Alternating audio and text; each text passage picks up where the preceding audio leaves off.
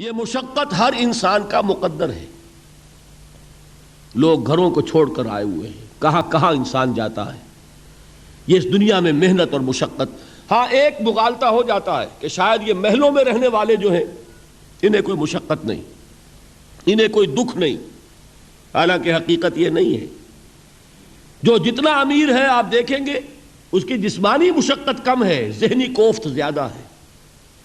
ٹرینکولائزرز کی انہیں ضرورت پڑتی ہے. خواب آور دوائیں مزدور کو نہیں کبھی ضرورت پڑے گی. وہ 8 گھنٹے کی محنت کرنے کے بعد ایسا سوتا ہے کہ وہ صبح ہی کی خبر لے گا.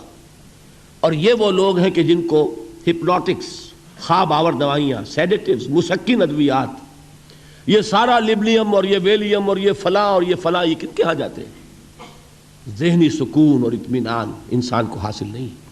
کسی کی جسمانی مشقت ہے، کسی کی ذہنی مشقت.